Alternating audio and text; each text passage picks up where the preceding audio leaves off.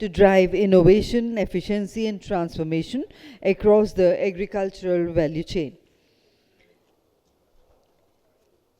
I would like to invite our distinguished moderator for this session, Mr. Gaurav Sharma, Global Agribusiness Research Lead at Accenture. Let's put our hands together to welcome him. Has a vast experience across agribusiness consulting, global market analysis, and digital transformation strategies, and has been instrumental in helping clients across the world build future-ready agriculture systems. We invite our panelists, Mr. Srikanth Chundi. He is Executive Director and Business Head, Shriram Bioseed Genetics. Warm welcome, sir. With decades of leadership in the seed industry, he brings expertise in genetics, crop performance, and technology deployment for sustainable and high-yield farming solutions. We invite Mr. Manoj Varshney, Managing Director and CEO, IFCO MC. Mr. Varshney leads one of the India's most prominent agri-input organizations, working at the intersection of innovation, farmer outreach, and crop protection to advance agri-productivity. We invite Mr. Atul Chaturvedi, Chairman Sri Renuka Sugars Limited, who is a stalwart in India's agro-processing sector and brings a wealth of experience in sugar, bioenergy, and trade policy, has contributed significantly to strengthening linkages between industry and farm economics. We invite Dr. Raghavan Sampath Kumar, Executive Director, Federation of Seed Industry of India, a thought leader in agri-biotech and policy advocacy. Dr. Sampath Kumar represents the collective voice of India's private seed sector. I invite Shri V. Mashar, Managing Director, AFC Limited. Mr. Mashar leads AFC, a key institution in agri-finance, consulting, and rural development. His efforts are instrumental in bridging field realities with developmental finance and project implementation. Inviting Dr. Arjun Saini, Head of Department, Special, Department of Horticulture, Government of Haryana. He is a senior government official working extensively on horticulture policy innovation in crop diversification and farmer market integration in Haryana. Mr. Anil Jain, Executive Director, Crystal Crop Protection Limited, a leader in crop protection and agri-inputs. Mr. Jain's work focuses on providing technology-led solutions to farmers, enhancing productivity while promoting sustainability farming practices. And Mr. B.V. Mehta, Executive Director, Solvent Extractors Association of India, is a veteran of India's edible oil industry and a strong advocate of oil seed development, import policy rationalization, and value addition in the oil extraction sector. With those words of introduction, I hand over to our session chair, Mr. Gaurav Sharma, to kindly carry forward the proceedings of the session. Sir, you have approximately 1 hour for the discussions. Over to you, sir. Sure, thank you very much. And pardon, I've got a bad throat, but I'll try my best. And I'll leave it to the gentleman to give a lot of insights. So a very warm welcome to all the eminent panelists for this session. And to set the context, I think it's a very important session because, we do not talk much about what is needed for, or what is needed in terms of skills, talents of agribusiness professionals. So I think today in this event, it's a great thing to have this topic where we can also explore as an industry what are the skills, talents, talent gap, training which we can need or which we can foresee for the future of agribusiness professionals. So I think to begin with, first I'll have a small round of introduction. So if each of you can just introduce yourself for 30 seconds. Yeah. Hi, good afternoon, everybody. It's a pleasure to be here. My name is Srikanth Chundi. I work for the DCM Shriram Group. Specifically, I lead the Bioseed India operations of DCM Shriram. Have been with the group for almost 27 odd years, worked in the agri-input sector for 22 years out of that. Arguably have a decent view and have seen 4 or 5 generations of professionals pass through this sector. Uh, Happy to share my insights and learn from the rest of the panelists as well. Thank you so much. Thank you. Very good afternoon to you all. And my name is Manoj Vashne. And today, Bakul sir introduced to all of us is Happy Guru Purnima. And I'm very happy to have two of my gurus with whom I started my career here. So one is already there sitting beside me, and then one is sitting just opposite to me. Thank you very much, and happy Guru Purnima. Very fortunate day for me. I represent a company called IFCO MC, which is known as IFCO Mitsubishi Crop Science. So this is a joint venture of IFCO, which is one of the leading fertilizer companies in India, cooperatives basically, not the company, and Mitsubishi Corporation, which is again a Japanese investment giant company. So this company already completed 10 years of its existence in India, and I'm happy to share that this company has been able to achieve at least a 1% share, market share in the agrochemical space in the Indian market. Another important day for me is that I am completing my first work anniversary in this company on this day. So that's also an important day for me. And happy to share my views on an interesting topic. Thank you very much. Good afternoon. I'm Dr. B.V. Mehta. I am the Executive Director of the Solvent Extractor Association of India, which is a premier association of edible oil in the country. We have about 700 members engaged in oilseed sector, right from the farming, crushing, import, and export. And I'm with this organization since 5 decades. Thank you. Thank you very much, Dr. Mehta. I am Gaurav, and I work with Accenture. I lead the global agribusiness research at Accenture. I am based in Bangalore. And we work with all the top companies in agrochemicals, all the multinationals, and also the agribusiness companies, Bayer, Corteva, Syngenta, Cargill. So we are very close working with these companies. And the focus areas for me are crop inputs, seeds, pesticides, fertilizers, and agri-tech, precision farming, controlled environment agriculture, agri-biotech, and also with the current focus is a lot more stronger on sustainable and regenerative agriculture. Thank you.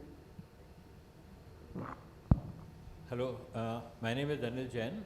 I'm here from Crystal. I'm Executive Director with Crystal. I've been working with Crystal for almost 10 years. Many of you know Crystal deals in crop protection products, crop nutrition products, seeds, and farm equipment. So before these stint of 10 years, I was with Bayer and, as they say, legacy companies for about 35 years. So healthy experience about 45 years. Prior to that, I studied agriculture and did my MBA. So you can say, but now I'm more of a commercial person than a technical person. Happy to be with you, all of you, today. Thanks.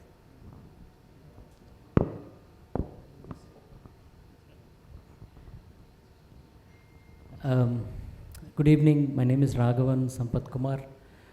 I'm the Executive Director of Federation of Seed Industry of India, representing one of the most dynamic and technology-intensive sectors. We represent both Indian as well as multinational seed companies. Of course, Crystal is also one of, Shriram is one. So my experience span across various subsectors: livestock, seed industry, agrochemicals, and also international commodity trade. So happy to share and learn from the panel. Thank you. Thank you very much to all the panelists for introducing themselves. So straight away we would jump into the discussion, and since we are talking about the role of agribusiness professionals, and now in agriculture and all industries, I would say technology is at the forefront.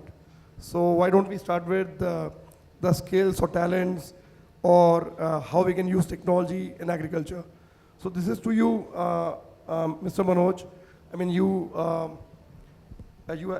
heading this joint venture with Mitsubishi, and before that, I think you also have worked with Corteva as well. Yeah. So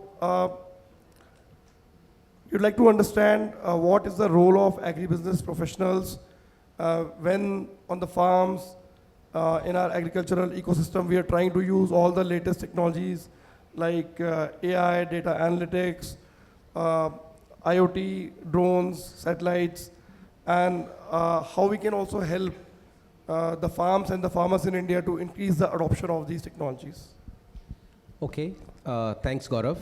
And before I come back to you, just allow me to add few perspectives on this topic when we are talking of the professionals shaping the agriculture, right? So yesterday in one of the discussions, we were listening that farmers' son do not want to become farmer, right?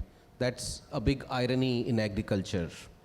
And in fact, when I was thinking about this topic, talking about this topic, I was also sitting in this room, how many of us being associated with agriculture, or we call ourselves as agriculturists, how many of us are actually keen in making our children also agriculturists? I'm sure not more than 20-25%. Let us be very open to it. Now, why is it so, right? So many of us, though serving into agriculture, but do not want our next generation to be associated with agriculture or want some fashionable part of agriculture only, right? So that was one thought which was coming to me. And why is it so? So it gave me an opportunity to go deep down back into our own days when we used to be just after +2. We used to think of what are the next career avenues. So since many of those agriculturists happen to be the accidental agriculturists, right? So we chose agriculture as the second profession, and then we just wanted to continue into this. Now, probably not because that there was a fault of ours in that, probably there was no awareness about it, this as a sector, right? That this is such a vast field, and there is a possibility of making a career in this field, and there is so many advancements which are going to come. At that point of time, in fact, no such choices or no such awareness was available to us.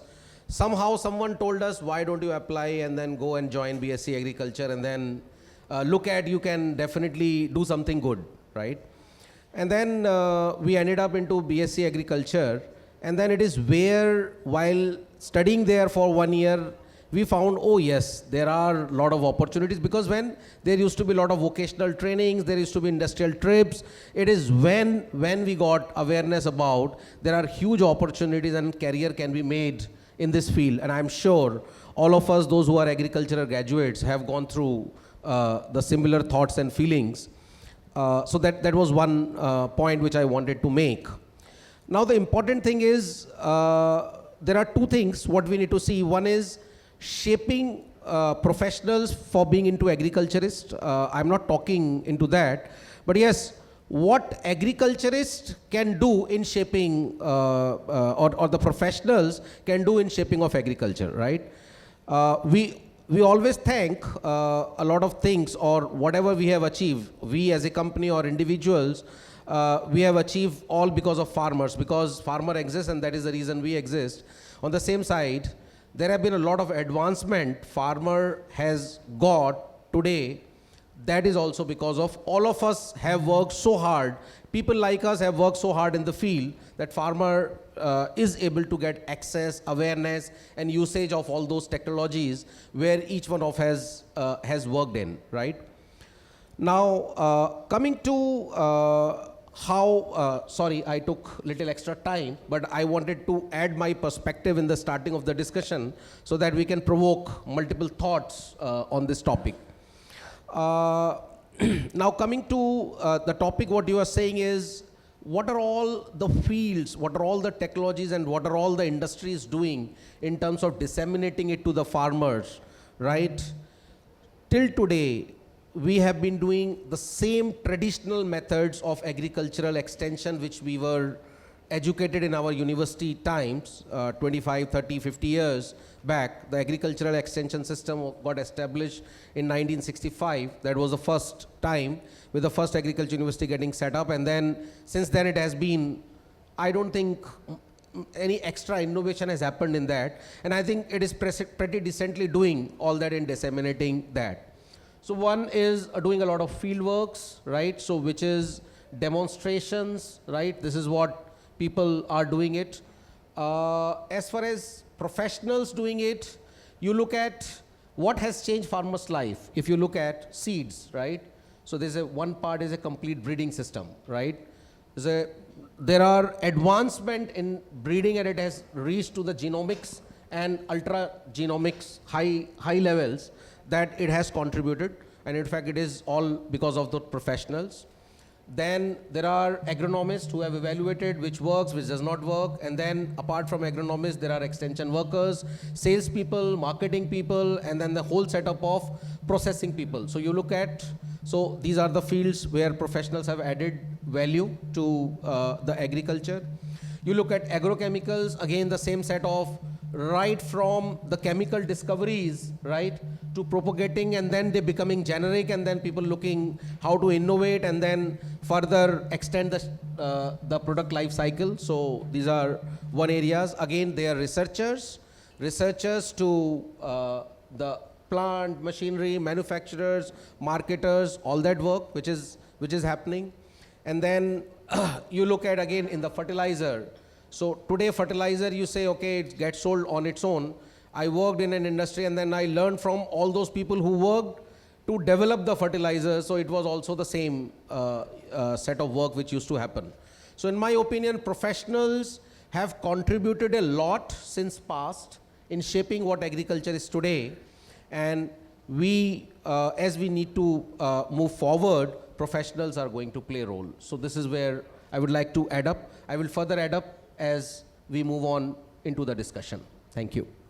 Thank you very much. That makes absolute sense. And when we talk about technologies or precision agriculture being used in farming, we also have to talk about climate smart agriculture, because I mean extreme climates, they are a reality. So to give you some stats, I think between 2015 and 21, India lost around 34 million hectares of crops to extreme monsoons, and around 35 million hectares of crops to extreme drought. So I think it's a reality, and all the companies, the industry workers, the farmers, everyone is trying to work in collaboration to minimize the damage or the crop losses. So this question is to you, Mr. Anil. You are from Crystal, and you mentioned that you have also worked with biocrop sciences. So given this threat of climate change, what steps could be taken by the agribusiness professionals, be it, I mean, using the technology or focusing more on climate resilient practices or even sustainable and regenerative agriculture? So, Gauravji, I'll answer your question in two parts. Number one, of course, is the technology part. And the second one is I am reminded of a similar seminar I was attending almost 10 years back in Jalgaon. And in the group there was a farmer leader, and he stood up and he said one thing, and that has stayed in my mind always. He said, you guys always talk about growing more, increasing production, but nobody talks about how can I make more profit. And that has somehow stayed in my mind, that whatever happens, and when we talk about technology and how do we improve production, we also must keep the key stakeholder, that is the farmer. Are you helping him to increase his profitability? So that's one part. The issue which I experience and which I see from our own R&D team in Crystal, we see that we have people who actually do their work in the field. They say he used the crop protection products and the yield went up by 8%. the farmer used our seeds, the yields went up by 12%. Or they used the biological or nutritional products and the yield went up by X%. Now, how do we work to make sure that each of these components are working in harmony and not individual? So, can we advise the farmer how he can do it, all of the inputs in a harmonious way? On top of it, the climate change is a reality. Though we talk about it quite a bit, but it could be how much land you lose to maybe heat or drought. And this will bring to a situation where there will be shifts happening in the crop itself. We are already seeing some crop shifts happening. We already hear about what will happen if temperatures go up by 1%, how much of wheat yields could go down, and that's a substantial area. Now, do we have technologies? I think we have technologies. But the fact remains that are we executing those technologies in the field? That's where the huge gap remains. And that's where the professionals have a big role. Can they customize the existing knowledge for a farmer so that he can adapt to climate change? The quick last point I would mention is, even though there is a huge gap between existing technologies and what the farmers experience, there is also a need for a lot more happening, a lot more research to be done, and that's where a high level of R&D professionals need to work. We hear about climate change, how it will impact is still a little bit of a black box. Few trends are clear, but a lot of it is still remains as a black box, which means there's a lot of work, investments to be done, how climate change has to be tackled. It's a long-term issue, and it can be tackled. It's not something which should remain as a scary thing. That's my personal feeling, because we have research stations all over India, and we track what's happening in terms of yield, and you see that there is a way you can adopt to year on year to different pests, different climate, different conditions in climate, rainfall, temperature, which gives a farmer good, reliable yields and profitability. So that's my feeling, and happy to discuss more on how we can work on it. Thank you. Thank you very much. So while the industry is doing their part, working with the farmers closely, trying to improve their yields, trying to improve their profits, but I think we have to be in sync and be hand in hand with the policymakers or the government. We cannot do without them, and we have to collaboratively go forward. So this is to you, Mr. Raghavan. Yeah. How the professionals should collaborate closely with the policymakers in order to make Indian farming future ready, and what could be different modes, medium or initiatives that the industry can, work in sync with the government and the policymakers. Looking at the question, we can break it down to two parts. The first part is, who is a professional, or what makes someone professional, and then what that professional can do for policy advocacy in driving industry agenda. Recently, I got nominated in Tamil Nadu Agriculture University as Professor of Practice. So I had an opportunity to talk to the students. The question, after the interaction, it came out that at some point of time, the students want to become professionals, but what do they need beyond their curriculum? So it came out in the discussion that one is mindset, skills and knowledge, plus originality in thinking, which is definitely something that our education systems, including right from the schools to the universities, need to inculcate. So with all these, one can become a professional. And what he or she, after becoming a professional, can do to policy advocacy is to stand up for science. Having studied science, we should be bold enough we should be original in our thinking, and we should not be hesitant to drive evidence-based, science-based arguments in support of science, so that nowadays any industry can be made sensitive. No industry is immune from negative publicity or pseudoscience, pseudo activism. No industry is free, no industry is immune.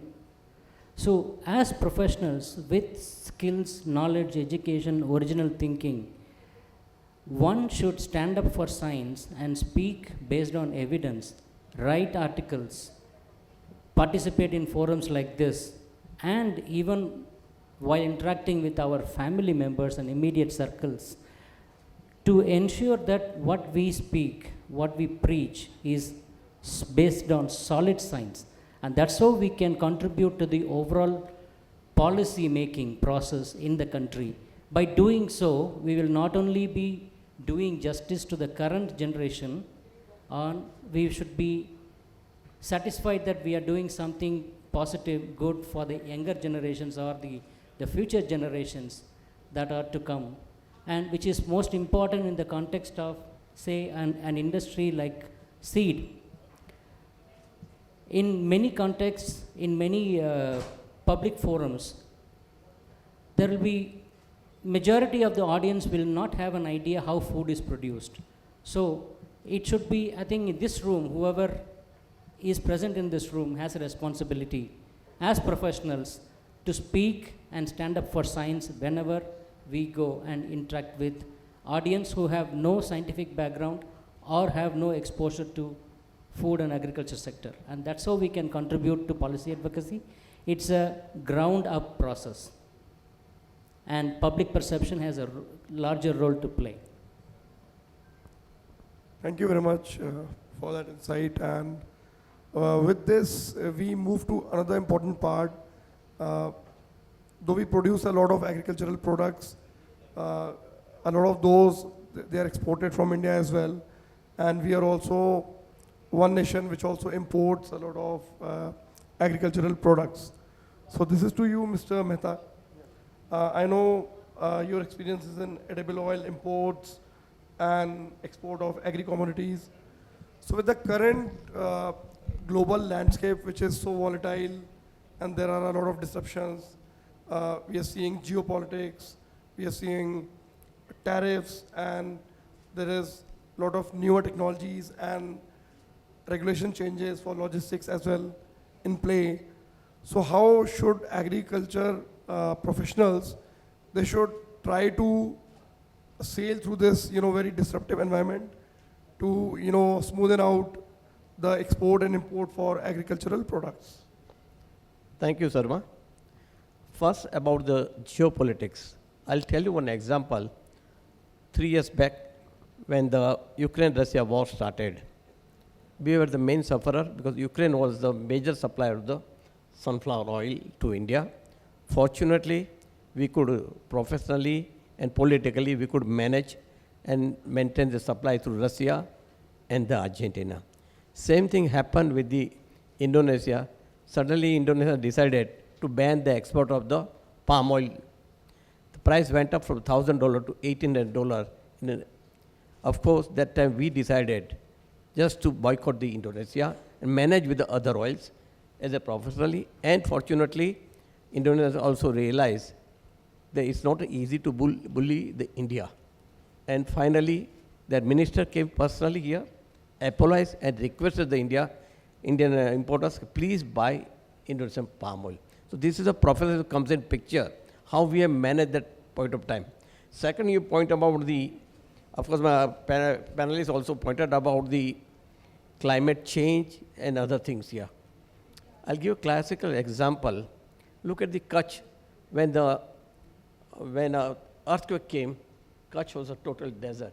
And today, if you go to the Kutch, it's a greenery. How is it happen? Is a professional has also picture, scientists also came in picture, and that is how change.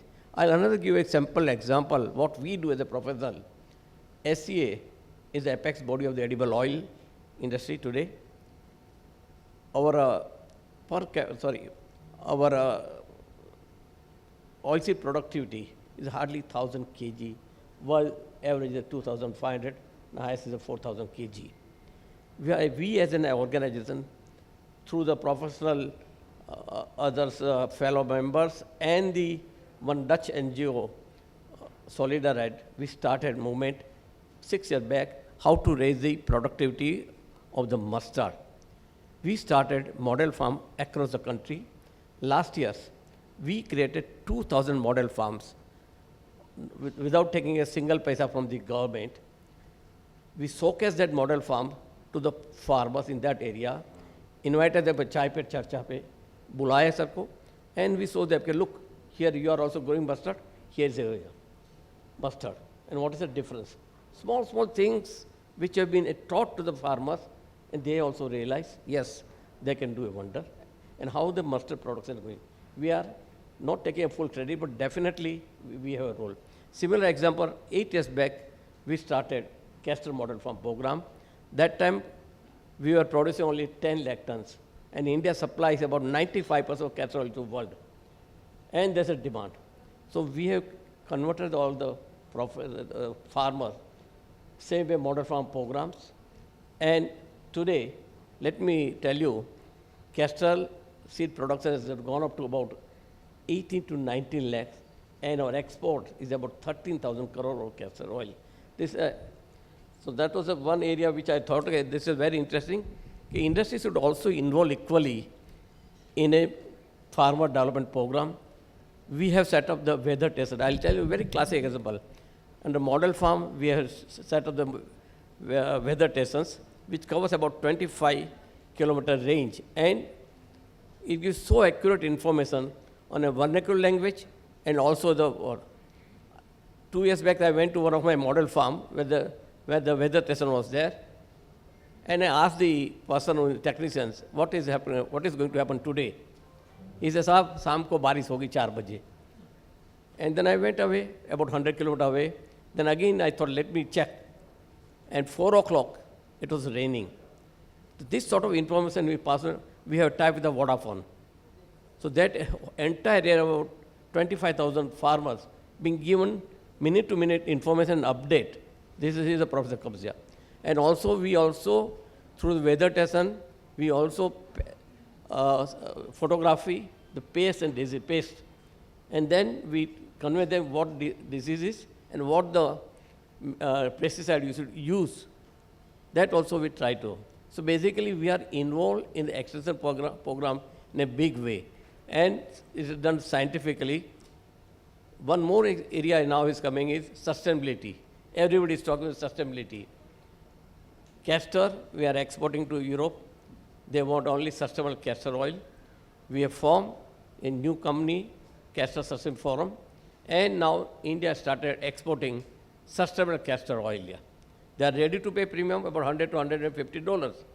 So we are converting all the farmers how to do a sustainable, right from the seed to the crushing and the export, sustainable value-added chain, we are involved here. So this is how the professional work in associate with the farmers. Farmers also get benefited, and also the industry also get benefited out of it here. Thank you. Thank you very much. And I think that brings me to a very important point, listening to all the gentlemen, that agribusiness as an industry, I mean, we require knowledge about multiple things, or we should be multi-dimensional in terms of our skill. I mean, from an agribusiness professionals, we are supposed to be more aware about technologies being used in agriculture. We are supposed to be very, very knowledgeable about sustainability, circular economy. We are supposed to be very, very well aware about the regulations, changing policies, and then we have things like biotechnology being used in agriculture. So I think this brings me to the most important question of the evening to Mr. Shrikant. If we look at the current set of agribusiness professionals, how do you see what kind of skills would be needed for the younger professionals who are coming from colleges, the graduates, the postgraduates, in the next 5 to 10 years? Thanks, Gaurav. It's indeed an interesting question. Let me give a little context to that question before my response. We all talked of complex world. We know that it's a VUCA world. A lot of things are changing. Everything is becoming more and more complex. Now, imagine the complexity with respect to agriculture. Now, agriculture in India is a subject matter of at least 14 different departments. Is a subject matter of central government as well as state governments. And if you look at the other stakeholders in terms of, let's say, the input players, you have fertilizer industry, and within fertilizer, urea is a separate industry, DAP is a separate industry, indigenous DAP is a separate industry, SSP is another industry. In specialities, you call water-soluble separate industry, now we talk of biostimulants as separate industry. Agrochemicals, another industry. Unfortunately, there is just one farmer. And the farmer is trying to do his or her best to get the maximum return from the vocation that they're practicing, that they've chosen to do.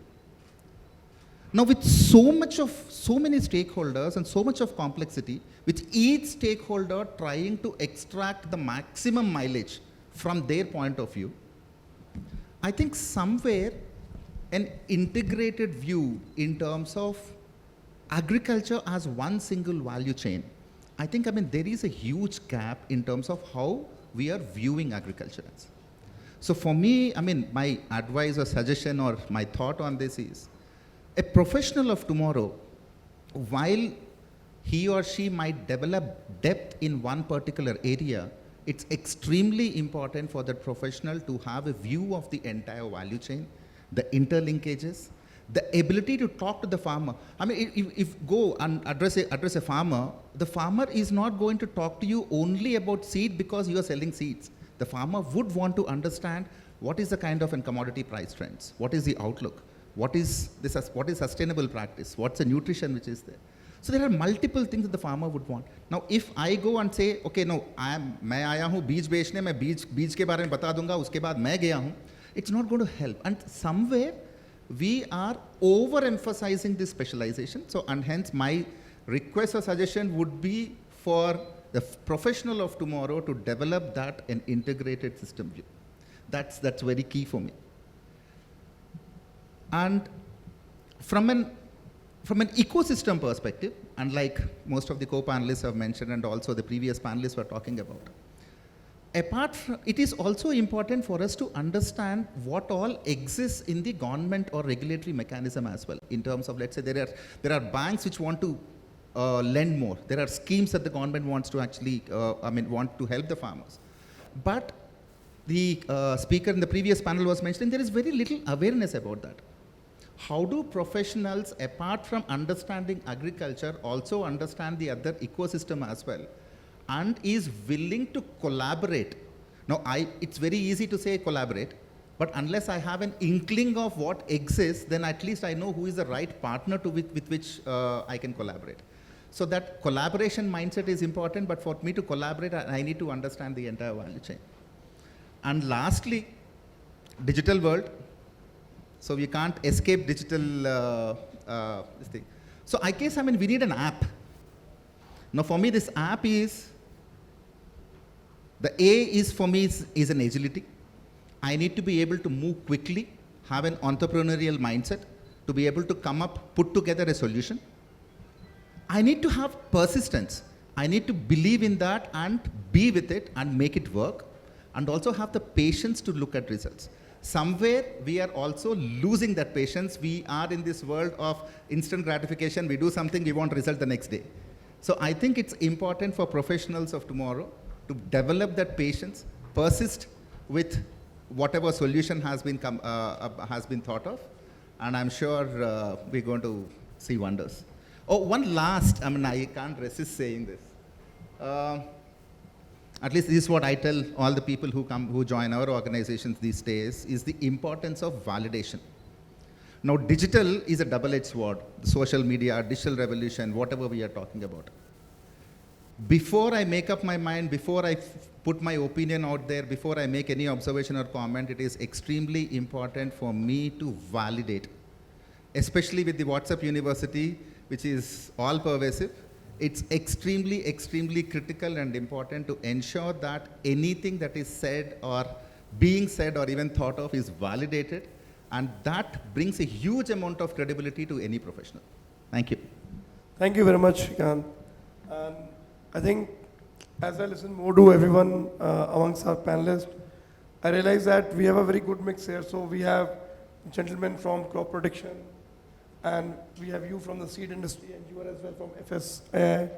Then we have you from the trade point of view. So I think one last question to you all, we'll be quick with the closing comments, that I understand we talked about the future skill sets required, but with our current workforce, what all we could do to train and upskill them to match the required demands of our very fast evolving industry. So I'll take up. So I think few of the aspects in agriculture which we all keep reading about it, a lot of work happening in background, but probably definitely going to be in future, definitely going to be in the field. We talk of robotics, automation, right? Data, right? So in my opinion, the generations of ours have everything, all the capabilities, but in the workforce, on the professionals, what we will have to build those kind of skill set is ability to understand and then cope up with this automation, robotics, and then shift to the new avenues. So those what were labor intensive, leave it for robotics and be prepared for those which cannot be dealt with robotics, and then shift to that. I think, in my opinion, that's very, very important. And second one is that data crunching, validation, and then making a meaningful insight out of that data. Now, this generation has been able to collect a lot of data, but making meaningful insights, in my opinion, that will add a lot of value. So these are the two things which I would like to add. So Manoj, a quick question on that. Yeah. I mean, with the smallholder farmers, do you think robotics could also be a solution for the smaller farms? See, time will tell. Obviously and definitely it is for large farms, definitely yes. But the way we are seeing the labor shortages and then people interests moving out of agriculture, right? This used to be labor intensive, and then labor intensity moving out and people going into multiple other professions in future. Probably I see a big scope of this also happening in agriculture. Or it could be that with the FPOs, we have a collective set of farms coming together and you can employ the robotics on all the farms in one go. Yeah. Probably yes. Cannot say yes, but looks like, yeah. Understood. Thanks. See, basically, in agriculture, there are professional, but there are unprofessional also in agriculture who gives the wrong advice to the farmers for certain ultimate motives. Yeah. So we have to be a little careful when you talk of the professional who is a friend of the farmer and not there to make the money earn. That's happening like a fake seed. If you go to the market, original seeds, and there are a lot of other types of seeds are available, and poor farmer just save 100 or 200 rupee, they buy such seeds. Yeah. So that's one gray area for a farmer. Why our product is down, that's one area. Second is today everybody think to be an engineer or doctor or, but how many people thinks is agriculture as a profession in the beginning? Some are there, some are by default they are in the agriculture. But I think let's create an atmosphere. Agriculture is an equally important sector, and where you have the prestige and you can contribute to the growth of the India or growth of the entire society. That's the possible. Thank you very much. Dump a very large amount of information, technical or commercial information, to a small farmer and hope that he will select the right one and he will do it. We ourselves know how much of information we get on WhatsApp and social media, not knowing what is right, what is wrong. And there the role, what you mentioned about let's say, FPO, or what we had a concept of cooperatives, could be a virtual consolidation of farms. Now, what that happens is when you do this, then maybe you are managing 1,000 acres or 2,000 acres with few people deciding what to do.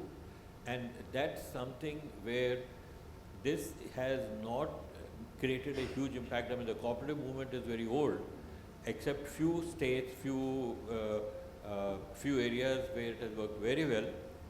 And FPO is still in nascent stage, but that's something where the skills required for running this, what I call virtual consolidation. We call it whatever name we want to give, but this will be key to leverage all the technologies we have. So I'm again emphasizing how to use the technologies, because we usually talk about a lot more about research karna hai. And we ourselves do a lot of customized research for Indian agriculture. I'm very happy and proud about it. But how are we able to use the technology which is already existing? And this is something which will help, which means professionals of future, they should have the view where they can look at agriculture in an integrated way, and they should be able to drive virtual consolidation, whether by cooperatives and whether it is FPOs. And once they are handling a larger area, it will also be profitable for the professional, profitable in terms of a career. Because finally, a young professional would like to see, do I have a good career in this line or not? And I think there is very high potential, very high stability, and an unending demand. I mean, that's something we are sure of. You can't replace food with anything else. So these are some areas which could be very, very challenging, but those who crack it would really rise for very, very high levels. Thank you. Thank you. So adding to all these points, our panel, the title of our panel is Role of Professionals in Shaping Agriculture Future. So I'll again go back to my experience of having this interaction with the students. So one question asked is, okay, probably the first question that students of nowadays, they ask is, how much do you pay? So I actually answered this question that now this is actually a MSP mindset, minimum support mindset. MSP exists for crops, not for candidates. So the question should be asked by the students of today or professionals of tomorrow is that how can I make myself more employable? So that is the first point. Employability, focus on employability, including whatever we should or they should learn out of the curriculum or the campuses, books, everything needs to be emphasized. The second point is looking at private sector job also as an impactful job, making a significant positive impact on the society. Even today, there are a large section of people who look or consider private sector jobs as, oh, you are profiteers. You are making profits out of gullible farmers or whatever. So at the end of the day, what we are doing, even sitting today, that we are actually making an impact in the lives of the farmers positively. So breaking the jinx, the mindset, and considering private sector job also as an impactful thing on the society, that needs to be inculcated in the students of today and professionals of tomorrow. The last one is, just wanted to complement having an understanding of the subsectors within the agri-value chain is important, plus what is more important in future is going to be how it impacts the other downstream and upstream sectors. For example, whatever you do in maize is going to impact the poultry sector, is going to impact the biofuel sector.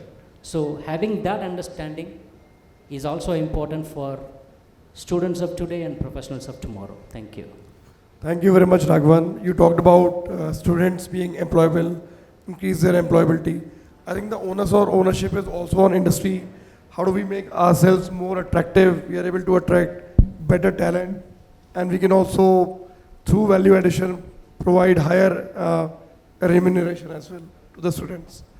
I think if we have 1 or 2 minutes, we can take few questions from the audience. I just wanted to add one I thing. want to add. So, please go ahead.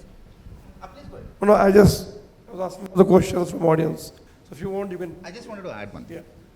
Well, completely agreeing with what my co-panelists have said, I just want to add one additional dimension to this in terms of what is it that we can do today. And I think this industry or this sector very badly needs diversity. Diversity in terms of talent. A lot of times, I mean, the people who come into this industry are also people, second vocation, third choice, like Manoj was mentioning about. But I think we need people from non-agriculture sectors as well to come in because we need disruption. In fact, I was chatting with Mr. Tyagi a couple of minutes, just before the session started. He's got a team of 20 IITians working on digital stuff, which is about disruption. So these guys are not contained or constrained by the traditional way of what will work and what will not work. Because we've seen the solutions of today, what we talk about in terms of agriculture growth, have been some things that I have been hearing for 3 decades. And I guess I will continue to hear for another 1 decade. So we need disruption. So when we need disruption, and if it is not coming from within the sector, so I guess, we very badly need talent to come in from external sector, which is unconstrained, which can actually let creativity loose. Thank you. Sure, please go ahead. See, there are a lot of domain knowledge exists in the society. Whenever the government negotiates with the other country, they just think that only the officials have the full knowledge, and they never utilize the domain knowledge of the experts from the private sector. Yeah. This is very much interesting. Let me tell you, I did my doctorate in WTO in agriculture safeguard. Yeah. How many people works in India? 20 people in WTO cell. USA, more than 5,000 people work under WTO cell. And when there is a meeting, WTO meeting, they take the industry with them. Immediately they consult the industry and go back to the meeting room here. But that's not happening. We have the domain knowledge. Experts are there. Unfortunately, with the due respect to my friends in the government circle, they don't think that the industry has, let's utilize the domain knowledge of the industry here. Thank you. Thank you very much. Do we have any questions from the audience?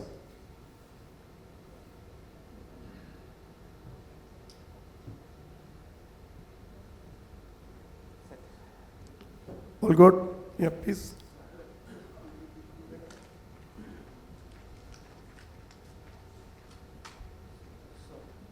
Since we are talking about professionals, so I can share my experience.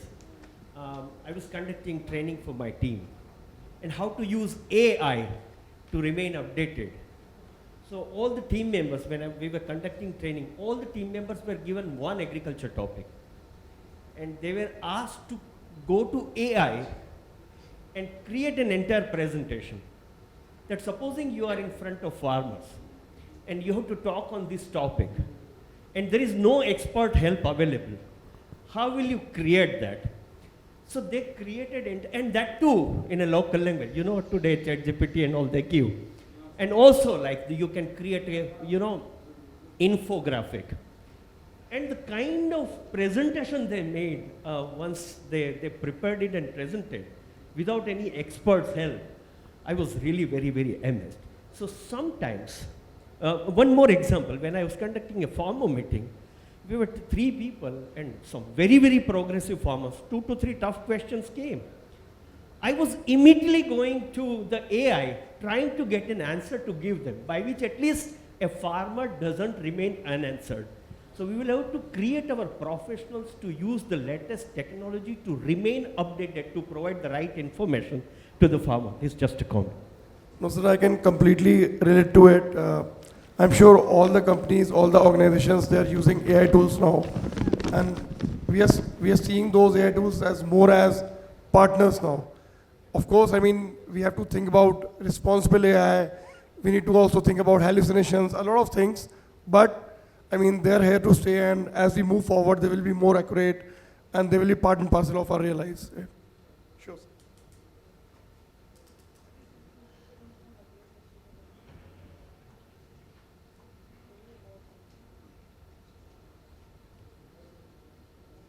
Thank you, Mr. Yeah, I think Finland is a very excellent example for India. The way they teach their students in one area of like rice, wheat, or any product, they teach everything from seedling to marketing. And in India, we take so many things at a time, and we don't make them expert. So if we learn from Finland, then we can be a good in agriculture business also, agriculture production also, and same is Israel. The way we waste our water, 90% in agriculture, they spend only 10% of water. So if someone want to make comments on Israel technology or Finland way of agriculture, it will be quite helpful. Thank you. Thank you so much. So, sorry, I could not listen. Was it a question or a comment, right? So I think, okay. So we have the chief guest. So I think we'll have to conclude the session. Thank you to all my eminent panelists for great, insightful conversation. Yep. Looking forward. Yep. Sir, can we invite our Chairman Apollo? He's online with us.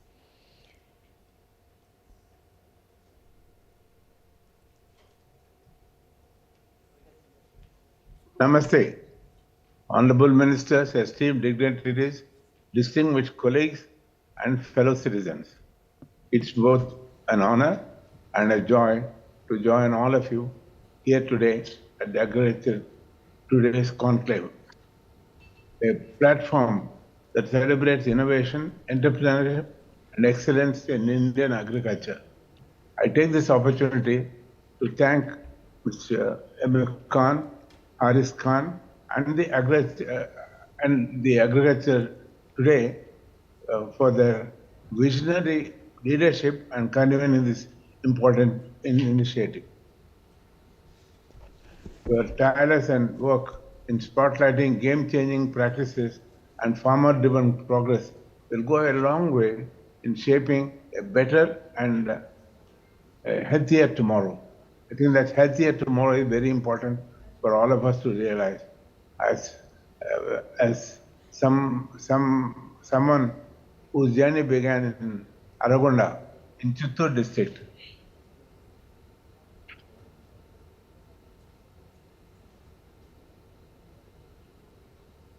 Would they stay inside?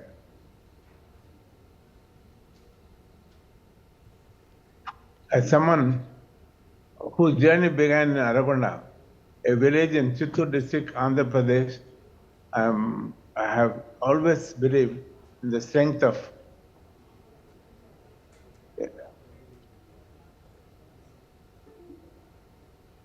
rural India, as the soul of India is engaged largely in agriculture.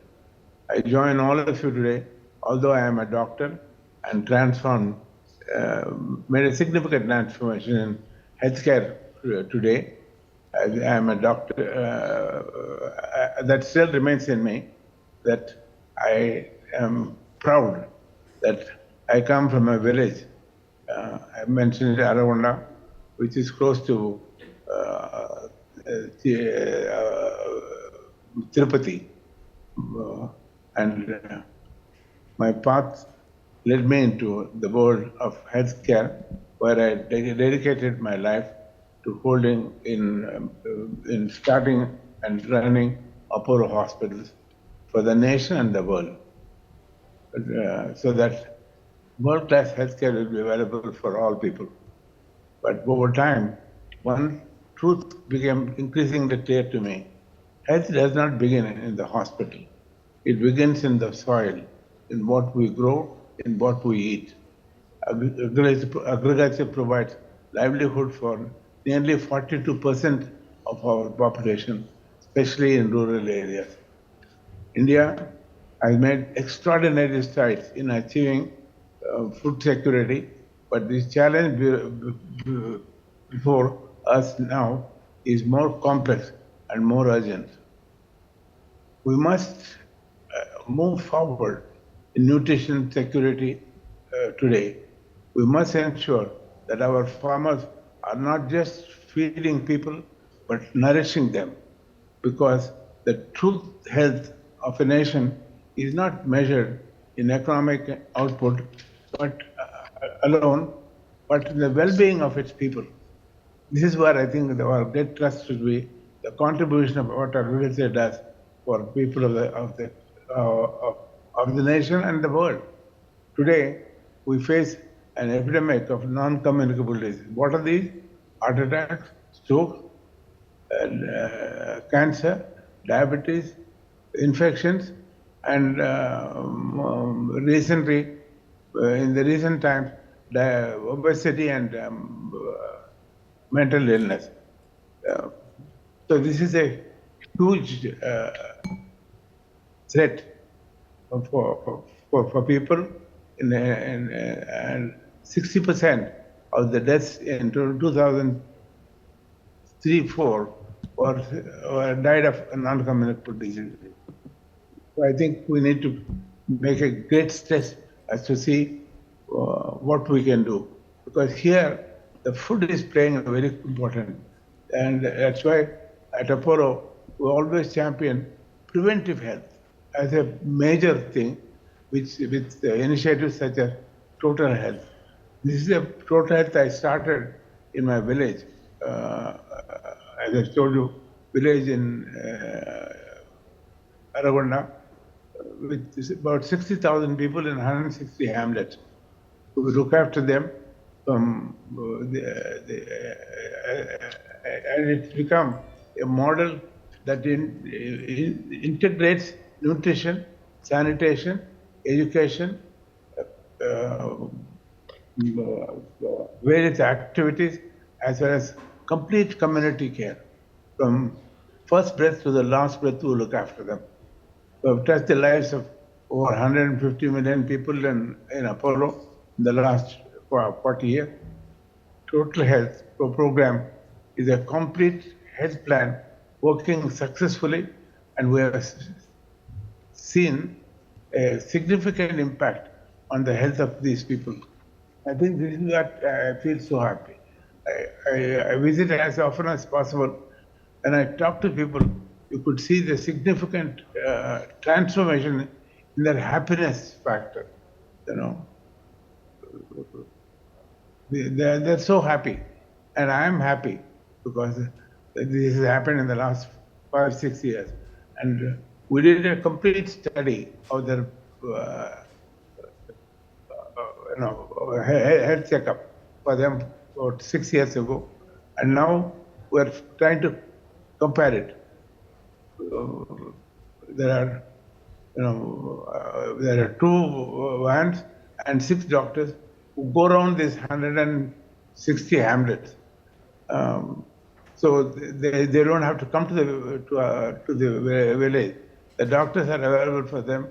They are monitoring their health care because they have the total health record with them. We are now repeating that health record to publish, to see what impact it has done, and also to find out what are the normal data of a personal data of individuals with normal life, and the various other factors. We've started initially. It looks as though there's a significant impact in everything, and especially in the happiness factor and control of diabetes and heart attacks. We didn't have a single heart attack in the last 3 years. There was no neonatal or maternal mortality because we take care of the lady. The moment she is pregnant, we take care of her, give her 2 meals a day, and I did a hospital in the name of my father, primary care hospital. The delivery is done there, and I'm happy to tell that there is not even not single neonatal or maternal mortality in the last three years.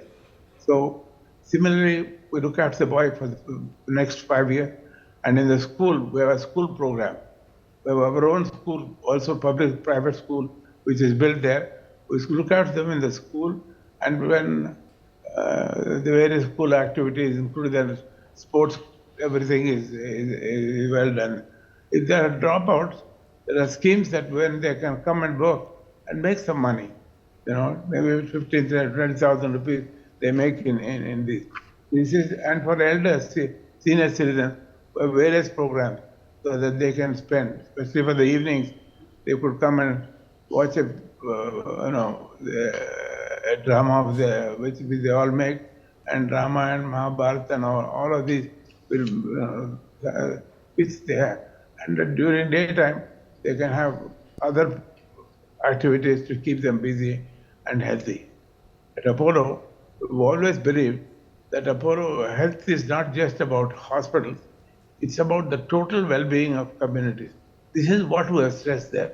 That is the essence of the entire total health which we have started. And of course, our CSR does not stay with Apollo. We have done in almost 21 states in the country. We are doing something or other. We will continue to grow this part of this.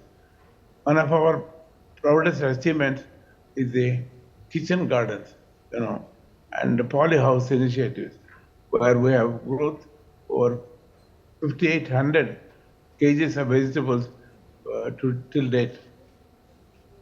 These fresh, locally grown vegetables are used every day in our geriatric programs, nutrition programs, which serves nutrition meals to over 250 people in the surrounding villages, and we are deeply committed to environmental sustainability and reforestation. Till date, we have planted about 96,000 saplings in and around my village, as well as in Hyderabad, where our hospital exists. It is all part of the total health program, and with the cooperation of the forest department of Andhra Pradesh and Telangana. These efforts are aimed at restoring green cover, improving the biodiversity, and contributing to a healthier planet. Beyond health and environment, our work also supports rural livelihoods. We are working with local farmers by providing fruit-bearing saplings so that they can diversify crops and generate sustainable income. This model agroforestry not only boosts income, but improves health, reduces farming costs, and enhances the climate. A step towards improving household nutrition and building self-reliant farming communities. These are a shining example of how healthcare community development can go hand in hand. At Apollo, our vision is not just to treat illness, but to nurture life, livelihood, and the land itself, ensuring that true well-being in every sense of the word. But we are now taking this vision further. I am deeply proud to share that we are in the process of establishing an integrated nutrition model form and post-harvest excellence center in my hometown of Maragunda in collaboration with the Indian Chamber of Commerce of Food and Agriculture IFCA. I really thank them for visiting the place and giving a plan how we could start implementing. The program will start as early as possible, and I think it will make a significant impact on people, and the model could be replicable for the rest of the nation. Here, agriculture will be seen more as an economic engine. It will become a force for empowerment, engagement, and employment, especially for rural women and youth. It will create agriculture-led job opportunities while advancing the ethos of nutrition-led agriculture. Where every crop contributes not only to income but to national well-being. Also, the World Bank has often cited agriculture does not just feed people, it is also one of the most powerful tools to end the extreme poverty and boost economies. Growth in agriculture remains 2-3 times more effective at reducing poverty than an equivalent amount of growth generated in other sectors, and the efforts are largest for the poorest society. It's estimated that around 45% of the people, the workforce in India, is employed in agriculture, while the other half, almost, in the service sector, industries, and all the other sectors. Let's view agriculture not just as an input into the GDP, but as the first prescription in preventive healthcare. I think I want to stress this.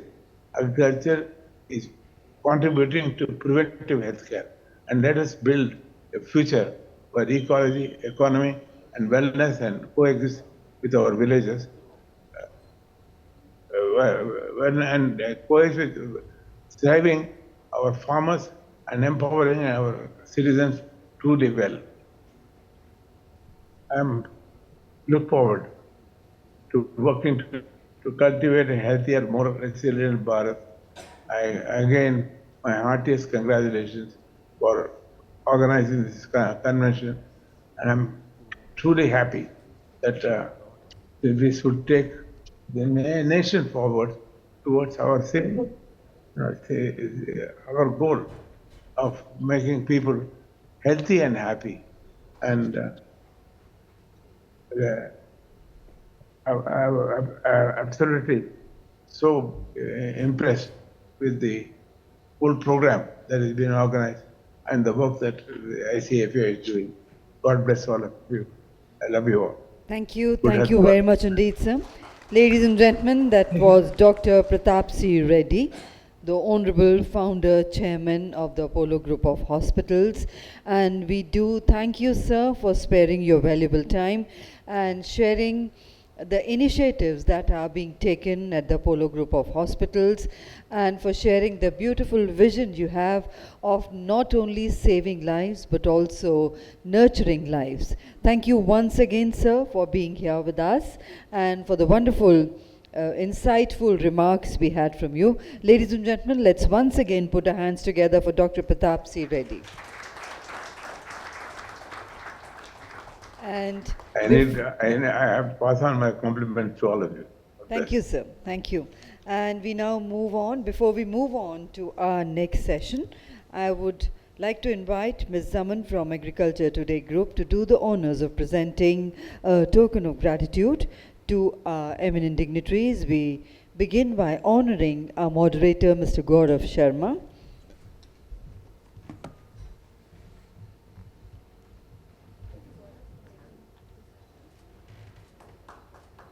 Mr. Shrikant Chundi.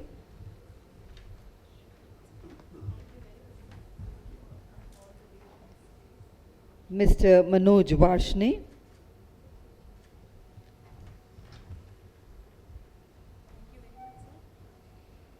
Dr. Raghavan Sampat Kumar.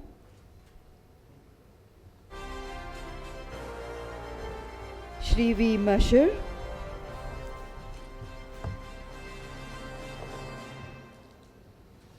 Mr. Anil Jain. And Mr. B.V. Mehta.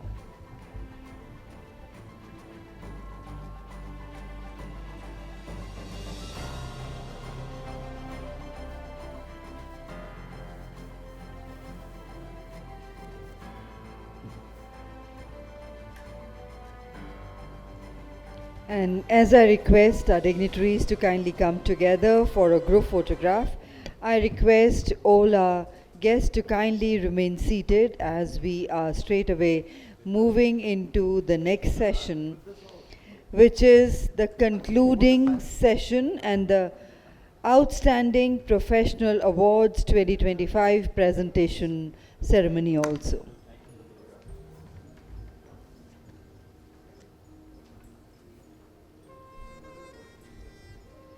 We will just take a minute to arrange the top table for the awards presentation ceremony and the concluding session, requesting everyone to kindly remain seated.